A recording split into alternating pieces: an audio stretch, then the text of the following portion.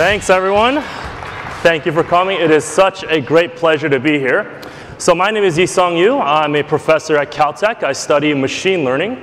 And today I want to tell you a little bit about some of the research that my lab has been working on in the area of imitation learning. So let's jump right in. I want to start by talking about some of the motivation that caused us to first think about imitation learning.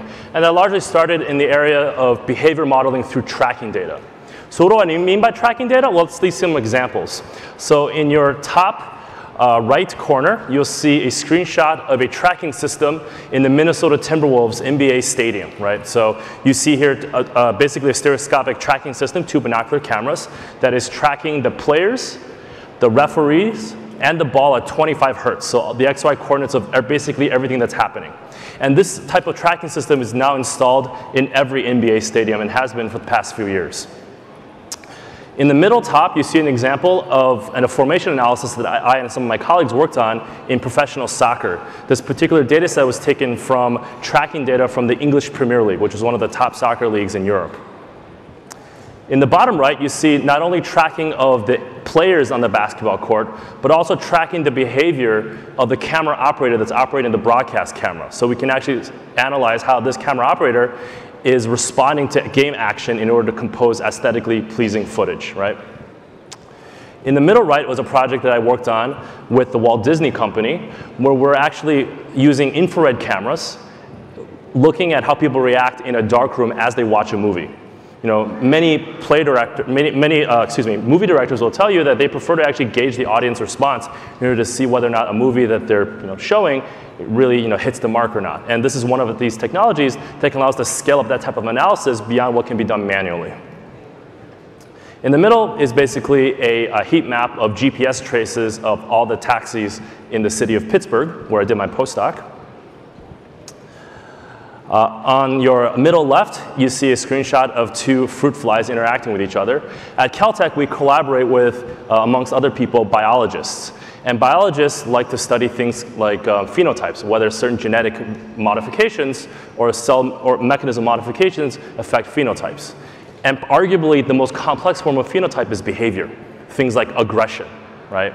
Can we understand some of the pathways and DNA sort of mechanisms that affect things like aggression? So what do? They modified fruit flies, they put them in a petri dish, and they film them and see which one bites the other one more. And we literally have thousands of hours of fruit flies lunging and biting and charging at each other. And this is all tracked not only with the XY coordinates, but also with skeletal poses as well.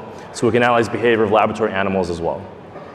In the bottom left, you see a screenshot of basically motion capture, in this case facial motion capture, where you can look at how a person speaks, in this case it's Andy Serkis, and also how their face is reacting to some scene, right? In the top left, you see an example of a purely digital world, right? This is a screenshot of the World of Warcraft developed by Blizzard Entertainment. And in this case, the tracking is essentially completely free and completely perfect. All you need is the game log and the game engine, and you can reconstruct everything that's happened in this virtual environment. So these are just a few examples of the abundant sources of tracking data that is being collected in society today, and this will only become greater in both fidelity and quantity in the future. So this is a machine learning convention, and I'm the machine learning professor in the speaker lineup, so I feel obligated to give you just a few equations, just so we all understand who the speaker is, right? So just as a warm-up, I just want to make sure everyone in the audience is on the same page in terms of what machine learning is. And the majority of what machine learning is being used for today is in the context of what's called supervised learning. So supervised learning is defined as the problem of finding a function, typically denoted as h, that maps from input space, denoted as capital X, to some output space, denoted as capital Y, such that prediction error is low on some pre-collected training set of XY pairs. So a few examples include things like fake news detection, right? So if X was some body of text of, let's say, a news article, and Y was a label that says, is this fake news, yes or no, then given a collection of such XY pairs, we want to find a model H that has low prediction error on this training set. Another example is if X was a DNA sequence, right, and Y was whether or not this DNA sequence encodes for some function, yes or no, or +1 being yes and -1 being no, then given such a collection of training sets of XY pairs, find an H that has low classification error on this training set. The third example is maybe something like if you have a molecular compound or an amino acid chain and you want to predict some real valued property of it, like its thermal stability, right? And so here, the Y is real valued rather than discrete. And given such a training set of XY pairs, find an H that has low prediction error on this pre-collected training set. So this is supervised learning. It is the majority of what's being used in various applications today. Today, I'll be talking about imitation learning. And you can think of imitation learning as the sequential decision-making generalization or extension of supervised learning. So the input is not just a single input, but a sequence of inputs, often called states or contexts. And the goal of the predictor, H, is to predict not just a single output, but a sequence of actions in response to this sequence of inputs. And the demonstrations is still supervised, but the demonstrations are a sequence of demonstrated actions rather than a single-shot action or a single-shot prediction. So that in a nutshell is what imitation learning is. Okay, so here's just one example in terms of modeling basketball trajectories. There's a few different ways you can think about doing this. Here's just one simple case. So the state is basically the location of all the players in the ball on the court. And let's suppose we're modeling the green player. So the green lines indicate the trajectories of the players on offense, the red lines indicate the trajectories of the players on defense, and the orange is the ball. So the bolded green player is the player in question. We want to be able to predict the sequence of actions that this player takes in response to the sequence of states, which is the locations of all the other players. And so the training set is tracking data from, let's say, the NBA, and we want to learn an H that can mimic the demonstrated trajectories. So this is an instance of imitation learning. Right. Okay, so what can we imitate? We can imitate human demonstrations. I'll give you a bunch of examples. We can imitate animal demonstrations. We can even imitate the demonstrations from complicated or computationally expensive oracles, because we may not want to run them all the time or call these oracles all the time. Right? You saw an example of this in the previous presentation where you use deep learning to simulate physics. Right? So those are the types of applications I'm talking about. Okay, so in this presentation, I'll give you a high-level overview of some of the research in my lab with, in particular, 5 applications in speech animation, coordinated imitation learning, modeling hierarchical behaviors, learning to optimize in computational systems, and smooth imitation learning. So let's start with the first one. So the motivating application here is, well, if you talk to an animation artist, such as at Pixar or DreamWorks, they'll tell you that they spend the majority of their time animating the face, right? And of that time, the majority of that animating either the lips or the mouth or the eyes, right? Because if you get that wrong, things look weird or creepy really quickly, right? And if you think about the mouth, and that's what we'll focus on in this presentation, one of the hardest challenges is lip syncing, right? Lip syncing is a very high frequency edit, right? In our case, we'll be lip syncing at 30 hertz. And this is something that's quite tedious. Most animation artists would probably prefer not to do this. It doesn't really offer much room for creative expression. So let's see if we can use imitation learning to automate this process away so that the artist can focus on more creative endeavors. So here is one result that we were able to produce. The lip syncing in this animation is completely driven automatically by our approach. Do I look funny to you? I may be a chimp, but I'm dressed better than you. I'm a PhD specializing in computer graphics and facial animation. But at night, I'm a level 10 operative for a secret organization. But we are now on different frequencies. My speech is pretty good, don't you think? Meu português é ainda melhor, não acha? Actually, can we run the slide back? Can we go back one slide so I can play it again? All right. Do I look funny to you? I may be a chimp, but I'm dressed better than you. I'm a PhD specializing in computer graphics and facial animation. But at night, I'm a level 10 operative for a secret organization. But we are now on different frequencies. My speech is pretty good, don't you think? Meu português é ainda melhor, não acha? So our model actually maps sequences of phonetics to animations. So in some sense, it's largely language independent. You can animate this from, in this case, Portuguese, I don't have all the examples in this presentation. If you go to my website, there's a link to a YouTube video where we animated over a dozen languages, from German to me speaking Chinese, actually. So I invite you to check that out on my website. So let me just give you a quick rundown of exactly how we set up the problem. Because in some sense, framing the problem or setting up the problem the right way gets you over 50% of the way there in terms of how you solve the problem. And so here's how we frame the problem. We have an input sequence of X, which is phonetics, right? So this is post-speech to text processing.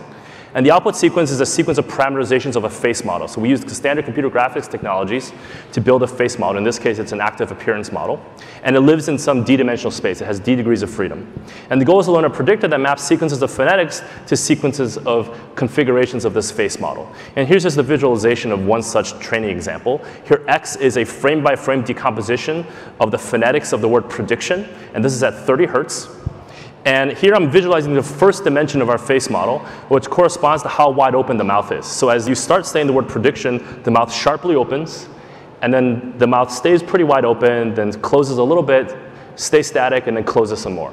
And this is essentially the types of predictions that we want to be able to learn in order to do high-fidelity speech animation. So we can do things like put this into a standard animation pipeline where you have your input audio, you use off-the-shelf speech recognition to extract the phonetics, and from that you use our approach, which does the speech animation from the input sequence of phonetics. You retarget that using standard computer graphics technologies to some target face of your choice, and then you can import that animation into Maya or other sort of animation editing software where you can add low-frequency edits such as smiling and things like that. Okay, so here's an example of an animation for singing.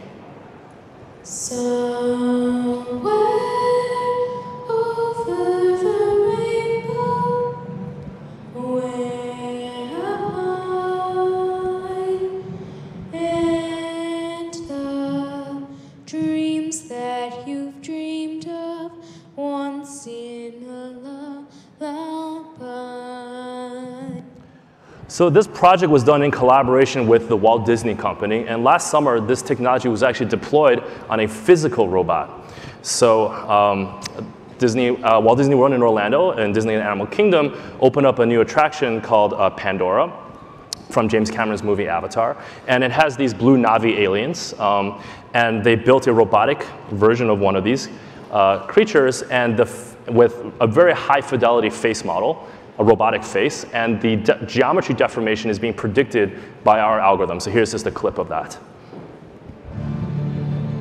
I look forward to seeing you on Pandora. Well, nothing got me.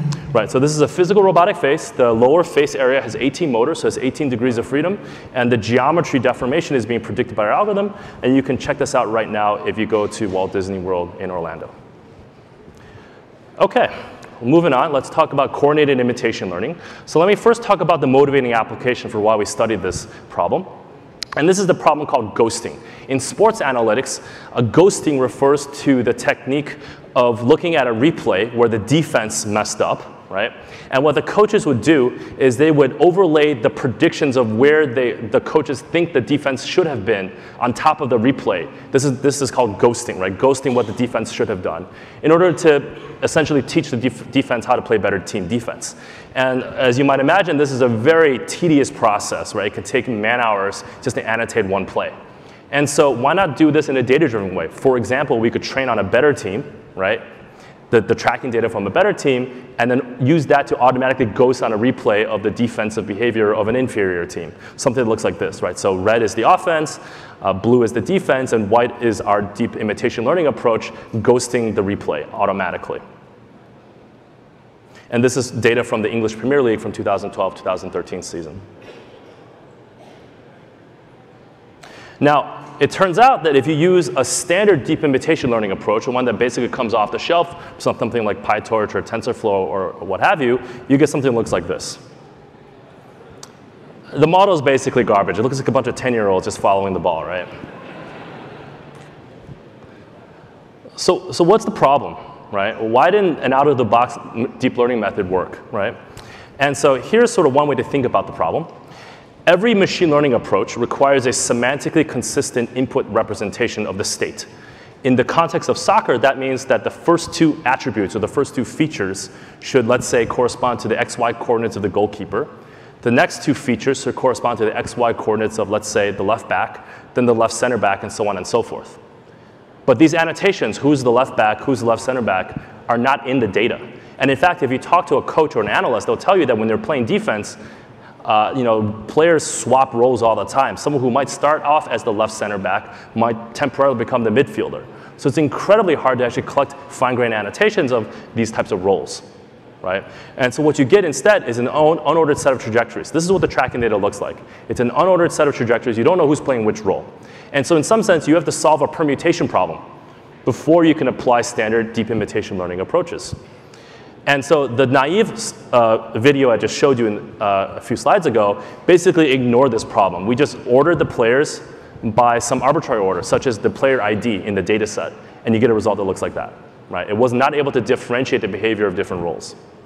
And so what we worked on in my lab, and this is work primarily by my PhD student Huang, is we developed this meta-mathematical framework that incorporates not only conventional deep imitation learning, which you see in the left box, but also unsupervised learning to actually infer the roles in an unsupervised way. We assume that the roles exist, we just don't know what they are. And we have what's called a graphical model, a probabilistic graphical model that infers these roles simultaneously while learning these deep imitation learning policies, and we have a combined way of learning everything simultaneously.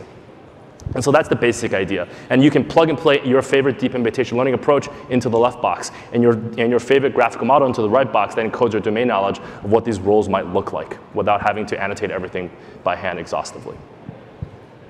It turns out that this graphical model you can visualize. So here's one visualization of the graphical model in terms of the center of mass of where the players tend to be in each role. This is learned completely unsupervised, by the way. There's no annotations. And you can see that in the 2012-2013 English Premier League season, the predominant formation on defense is 4-4-2. OK, so moving right along.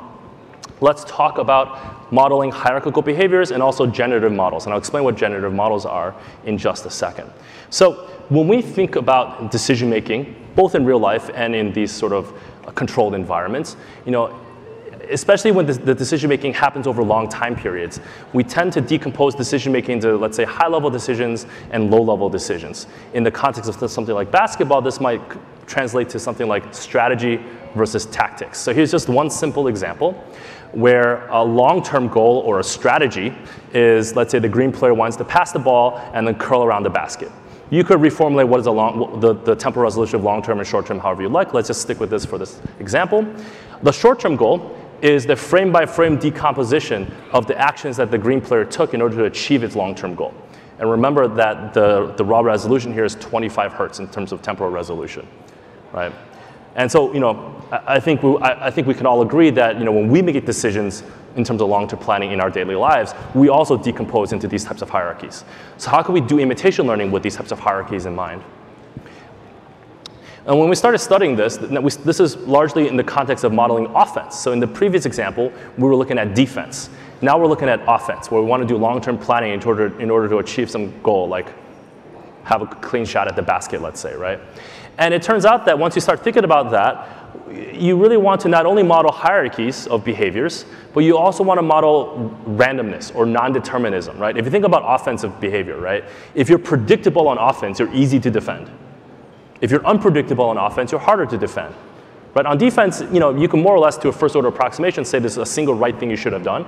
On offense, it's not so clear, right? You have to be unpredictable. So what that means is you want to learn a generative model of the player behaviors. And generative here mathematically means random, right? You want to learn a distribution of actions, not a single correct action. And so here we've decided, motivated by this application, we've been studying a combination of both generative imitation learning and hierarchical imitation learning in a common framework, where we want to not only model a single correct action, but a collection of correct actions or distribution of correct actions, and model long-term behavior, and potentially also coordinate between multiple agents.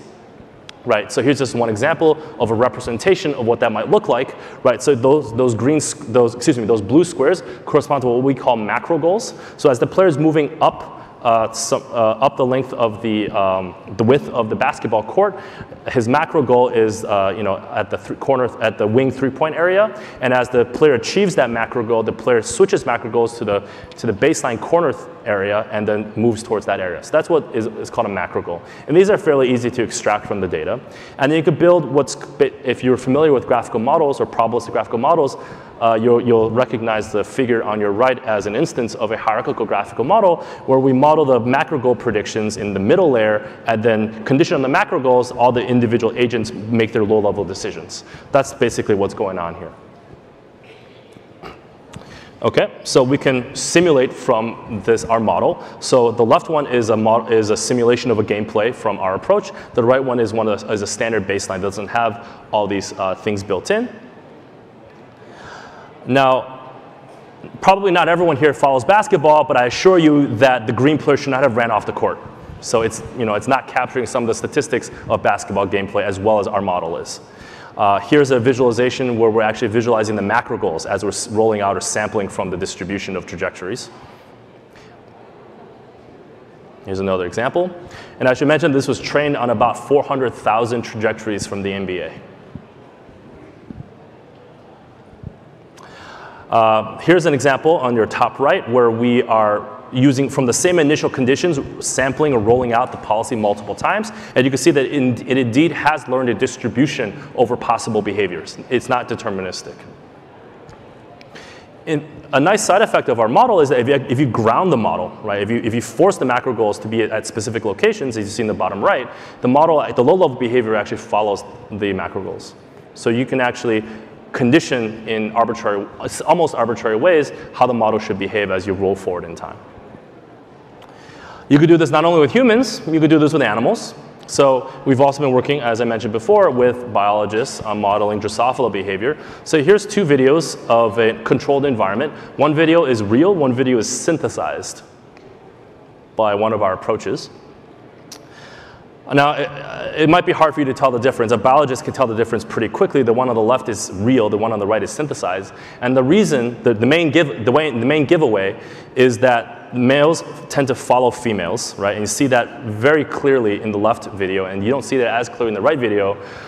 When we went back to our model, we realized that we forgot to add gender as an attribute to the model. So we weren't able to pick up the statistic. I think we can do better now. And in fruit flies, right, you also have this hierarchy of behaviors, right? So something like lunge or charge or hold or wing threat. When one fly decides to charge another fly, that leads to a frame-by-frame sequence of decisions that realizes this macro goal of charge. So again, you see this hierarchical decomposition of behavior over time. And this is something that biologists are very interested in analyzing, so we're helping them with that. OK, moving right along. Let's talk about learning to optimize, where what we're imitating now is the behavior of a computational system rather than a biological system like a human or an animal. So many hard planning problems and scheduling problems can be framed as a combinatorial optimization problem, right? Things like scheduling all the flight segments of an airline or scheduling even the logistics of this conference, right? You can frame that as a hard optimization problem, a constrained optimization problem, right? Such as an integer program, right? These things are typically NP hard to solve. They're very hard to solve well. Many solvers for these settings are sequential in nature, things like greedy or local search heuristics such as branch and bound, or even gradient descent is a local sequential solver, right? And so from that perspective, in the context of the research that we've been doing, you can think of these solvers as a quote-unquote agent, right, that's making a sequence of decisions. The input states to this agent are some representation of intermediate solutions of the optimization landscape. And the goal is for the agent is to find a state with high reward, which is basically a solution state, right? A similar viewpoint was used to, for example, solve games like Go and so on and so forth. OK, so in that context, we've been working and collaborating with other groups on a range of projects in this space. One is called contextual submodular optimization, which is basically a combinatorial optimization problem that is NP hard in general. And you want to learn, in this case, let's say a deep neural net or some other machine learning approach that mimics the behavior of a greedy algorithm that has uninhibited access to the computational oracle that you don't want to call at test time because it's too expensive, right? So we just want to mimic its decision making based on features. Another example is learning to search in branch and bound in integer programs, where if the training set consists of integer programs coming from a distribution of integer programs, and you get demonstrations of a solution, can we train a policy, a deep neural net, let's say, that can navigate the search space of an integer program in order to find a feasible solution faster than a conventional solver? We've also done this work in continuous optimization spaces. So this is called learning to infer in some sense, where if you have a probabilistic model and you want to compute some posterior inference given new data, this is typically framed these days as an optimization problem at runtime, right? And so if you're familiar with things like variational autoencoders, what they do is they train a neural net to do this inference, to predict the solution of this inference problem rather than actually running a complicated algorithm like variational EM. So my student Joe Marino has worked on extensions of this where we do sequential decision making to solve and navigate this optimization landscape in order to make inferences in complicated graphical probabilistic models at runtime. So I'm going to just go in a little detail about the middle one in learning to search. Right. So this problem was motivated by an application in collaboration with JPL on risk-aware planning. So imagine you're, let's say, something like the Mars rover, and you're navigating a treacherous terrain, and you have a very, very conservative estimate on risk, right? You know, the Mars rover, for example, is a multi-billion-dollar investment, and we want to be very risk-averse here, right? So we have some risk tolerance, and we want to get from, let's say, point A to point B, or satisfy a multi-objective mission with a bound on the risk. And what used to be a relatively simple planning problem, in the simplest case, you could solve it with Dijkstra's algorithm, now is NP hard, right? Because it's formulated as an integer program. And so we've been looking at using, in this case, deep learning to train a domain-specific branch and bound solver, right? So given a distribution of problems, let's say risk-aware path planning problems inspired, let's say, by the Mars terrain, that gets compiled into a distribution over integer programs. Can we train a deep neural net to traverse the search space of this distribution of integer programs faster than conventional solvers, or more effectively than conventional solvers? So here's just a few examples of toy obstacle courses. On your left, you see the solution given by a commercial solver. The right, the solution given by our approach.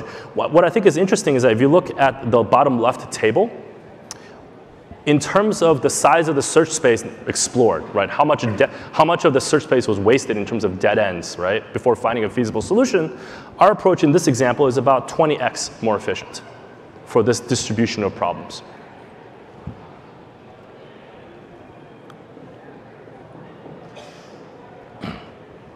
Okay, so now I want to talk about the last application in smooth imitation learning. And again, I'll start with the motivating application before I talk about some of the technical details. And the motivating application, this is again in collaboration with the Walt Disney Company, is suppose we have a real-time player detection tracking system. So unlike the tracking data we get from the NBA, which are post-processed and cleaned, this is happening in real time, so it's a bit noisy. And then we've instrumented a broadcast camera to track its behavior as it's composing aesthetically pleasing game footage in response to what's happening on the court. Given the demonstrations and the input state, which is where the players are, can we train an autonomous policy that can compose aesthetically pleasing game footage in response to what's happening on the court? Right, so that's the problem. And here's one way you can think about formalizing it. So the input is a stream of X, where X is context. In this case, noisy player detections, right?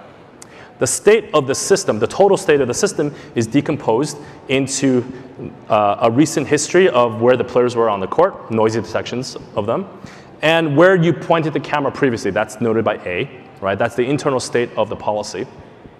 And the goal then is to learn a policy that maps states to the next action in a way that imitates the expert demonstrations, right? So we want to actually train this policy that, given this input sequence of states, predict where to point the camera next that mimics how an expert would have done it, given training data of this form. Right. So my colleagues at Disney started working on this problem, and they said, okay, why don't we the first thing we should try, and the first thing one should always try, is just the standard supervised learning approach, right? This is what I would call the naive approach. And what that means is we just chop up the data by frames, we treat it as a standard supervised learning training set, and then we train a regression model to mimic the behavior of where the expert pointed the camera, right? And you get a result that looks like this, right? So the x-axis is time. The y-axis is the pan angle of the broadcast camera. The black is ground truth, or the expert demonstration in response to some game events. And the red is the prediction of our approach. It looks pretty good on average, I would say. The problem is that, well, it's extremely jittery. You actually wouldn't want to watch game footage composed by the red line. You'd probably get a headache. You might even throw up, right? And so the problem is that, well, we took a sequential decision-making problem, and we trained, and we framed it as a learning problem where the learning is unaware of the fact that it's making a sequence of decisions. And smoothness is a property of a sequence of decisions. It's not a property of an isolated decision in a single point, snapshot in time. Right? So let me rephrase what I think the problem is. Right? The majority of machine learning these days learns from input-output examples. Right? This is both, in some sense, the strength of machine learning and also its weakness. Right? So if you are to teach a concept like smoothness using only input-output examples in a continuous space, and I say this only semi-facetiously, it basically takes an infinite amount of training data to train a smooth model. Right? You know, when we teach concepts like smoothness, we don't teach it in the context of input-output examples. Oh, in this condition you should have done this. In this condition you should have done this. We just say you should be smooth. Right?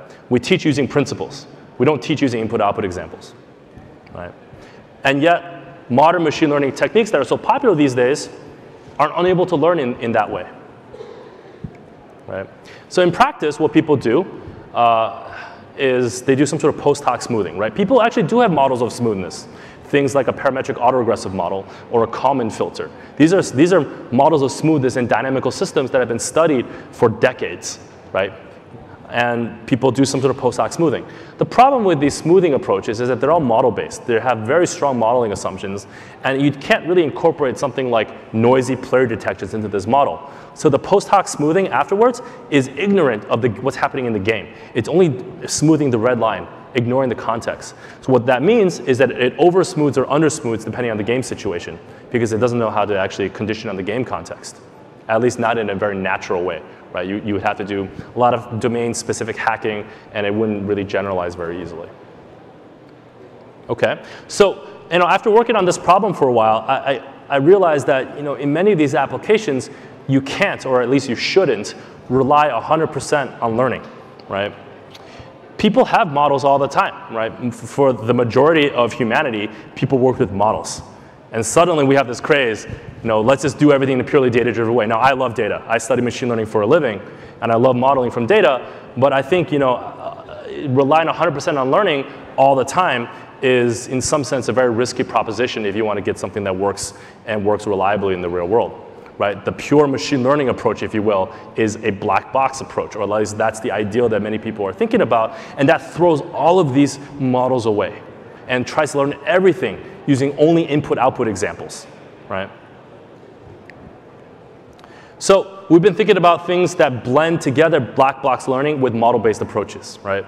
So what are the advantages of model-based approaches? Well, because you make such strong assumptions, they're very well specified, right? And they're easy to fit, right? If I have a model-based dynamical system with dynamics, I can easily analyze whether it's smooth or not. I could regularize it to be smooth. If it's something like a Kalman filter with a transition matrix, I can analyze the eigenvalue decomposition of this transition matrix to look at its stability properties. It's really easy to prove properties about the smoothness and other type of properties of these model-based approaches.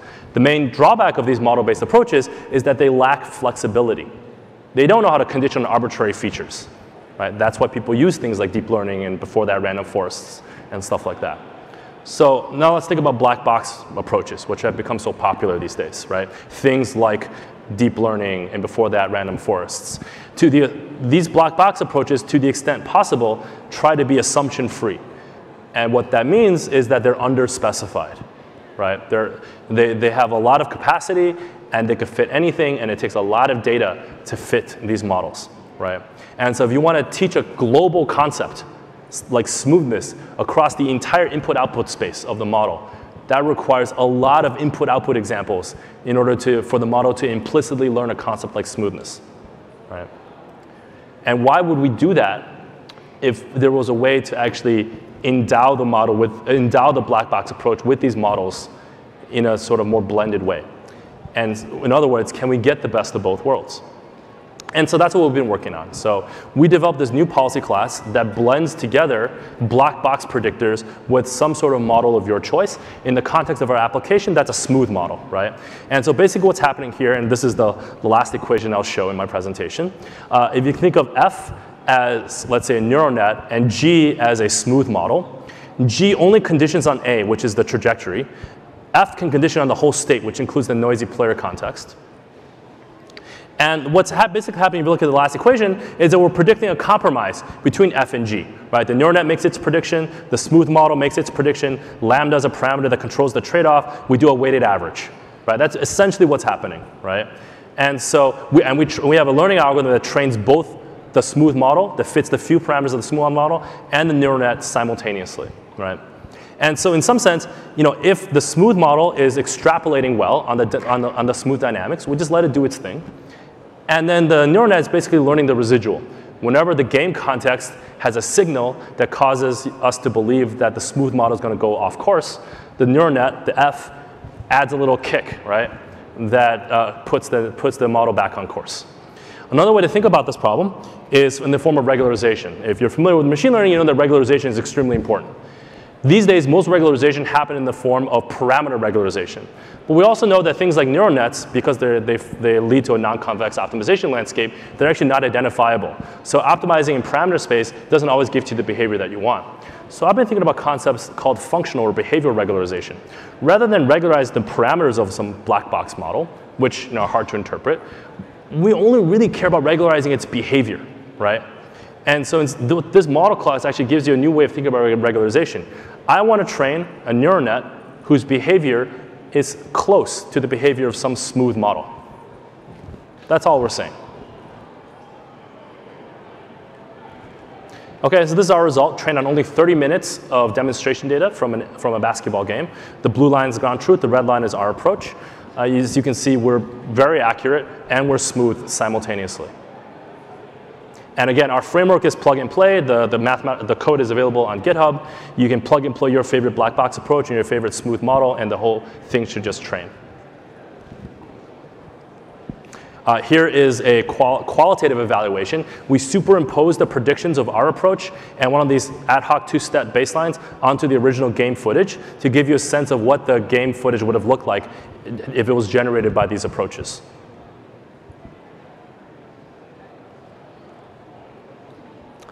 So you can get something on the right, basically automatically and fairly robustly using our approach, using a relatively modest amount of training data, 30 minutes of training data in this particular example. And I should say, interestingly enough, that I think this was the first time that a machine learning paper was covered on Sports Illustrated. OK, so I'm going to wrap up. So what are some lessons learned? So the intuition I took away from this project was that, well, if you have a model that you think captures a lot of the properties of the system that you're trying to characterize, let that model do most of the work, or as much of the work as it can, and then use black box learning, such as deep learning, to simply add a layer of flexibility on top of your model. And this you could actually interpret as a form of regularization for the deep neural net. And this can lead to lots of interesting mathematical properties, such as we can prove exponentially faster convergence compared to previous learning approaches and stuff like that. If you're interested in the details, you can refer you to our papers. And we've been thinking about applications to other approaches as well, such as deep learning plus robust control with Aaron Ames at Caltech, who is a mechanical engineer. OK, so showed you 5 applications: speech animation, coordinated learning, hierarchical behaviors, learning to optimize, and smooth imitation learning. I hope I've convinced you that imitation learning is a very interesting research direction right now, given the growing availability of tracking data and other types of behavior data. We've been looking at how to incorporate new forms of structure into imitation learning approaches, like smoothness, latent permutations, new feedback oracles. This leads to new algorithmic frameworks. All of these are available, implementation of all these are available on GitHub. And these are motivated by many, many cool applications, many of which have already been commercially deployed, right? And I just want to give a plug to my amazing set of collaborators, especially the students and the postdocs in the top row who did most of the research. And finally, most of this work is published, so if you're interested in the papers, they're available on my website. Thank you for your attention, and we have a time for some few questions if you're interested in asking some. Thank you.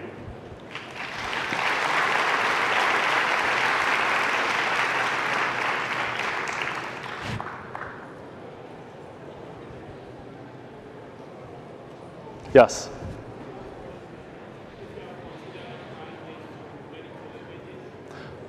All right, so the question is, have we applied this to medical images? So, I mean, one question we have to ask when we talk about medical images, at least the one question I like to ask is, what is the problem we're trying to solve, right? You know, one could always apply some method to some data set, and something happens, right? But the problem is, what is the question that we're trying to solve, right? Are we trying to, let's say, blend model-based approaches with black box approaches? Do the doctors have some rules of thumb that they use to diagnose medical images? Can we incorporate that into the whole framework to make the whole thing more interpretable? Right? Sometimes what happens is the deep learning approach makes a prediction, you don't understand why. Right? So maybe a blended approach where you have a rule-based system that the doctors use to basically codify what's in their head. And that's easy to analyze, and then you blend that with a deep neural net that adds a level of accuracy, but you can, for the most part, interpret what's happening. Maybe that gives a higher level of confidence to what's going on, right? So here, you know, in the smooth imitation learning approach, you know, if you're an aerospace engineer, a mechanical engineer, or a control theorist, you can look at our smooth model and you can prove that it's smooth. Similarly, if you have a rule-based approach that you can blend with deep learning, you can say, okay, I for the most part, understand why it's making this prediction. So that's one reason why you might want to do something like this. So, you know, yes, I do think about things like medical domain, and I try to be very careful about what is the purpose, right? If you just add, you know, lots and lots of complicated models to a data set, you end up getting something that's really hard to understand what's going on, and if something goes wrong, and it inevitably will, you don't know why, right? And so yes, I hope that answers your question. Yes, the mic is right there. Question concerning the Drosophila research, and you showed different categories for the behaviors of the flies. Did you define these categories a priori? And if you didn't, do you have like a mechanism for detecting novel behaviors? That's a great question. So in the fly data set, how are those behaviors categorized? So in that particular case, we actually worked with a biologist who were generous enough with their time to actually provide a lot of the annotations themselves. And how to provide, and this is actually leads to a really interesting question, right? They provide an incomplete set of annotations, right? They don't know all the types of behaviors they want to analyze. And in fact, in some sense, they only know it when they look at the data set in detail, right? Are there 3 different types of lunges? Are there 4 different types of charges, et cetera, right? And so in some sense, there's a closed loop process where we're actually working with a human in the loop to build these categorizations, train these models, predict things, maybe show images or videos where our model has low confidence. The biologist goes back and looks at a subset of the data that our model thinks is interesting under some definition of interesting, provides more annotations, argue over some taxonomy of behaviors of fruit flies, codify that, annotate that, gives it back to our model, and our model retrains. And so one of the questions I've been thinking about is how do you actually mathematically model that outer loop? Right? Because in some sense, the way we're doing it right now is kind of wasteful of the biologist's time, right? Is there a way that we can have a better model of what's interesting or have a better way of directing the biologist's attention while preserving the fidelity of the data such that we can train these accurate models so that we both have cool models of our own, right? And also make the best use of the biologist's time. Right? And I think this is actually a very important point when you're working with domain experts who are highly paid professional experts, right? And not a typical crowdsourced worker, right? They need to get something out of their annotation efforts beyond just being paid, right? They need to get something out of that too. Typically what they're looking for is insight, right? They want insight into some scientific phenomenon, right? And so whatever you're doing, if you want to be of assistance to some data analyst or scientist, right? You have to have that goal in mind as a meta goal. And can you mathematically formulate that meta goal into this whole process is a research direction I'm actually very interested in, although I don't have a great answer for you at the moment. We have time for one last question, if anyone is so daring. Yes, the mic is right there. If you can shout, that's also fine. A mic is right there. Yeah.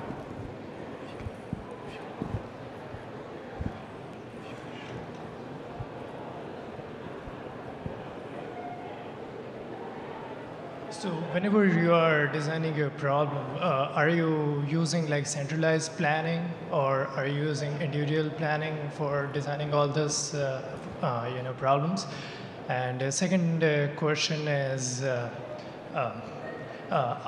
do you have like types of particular agents in individual problem, or are you designing them as like just general purpose agent, like all are same? Okay, I only have time to answer your first question because I'm running low on time. And the answer is we do centralized planning because we're looking at the mathematical challenges of how to do coordination. A lot of these approaches will extend to decentralized planning in a natural way. All right, thank you. I'm out of time. Thank you, everyone.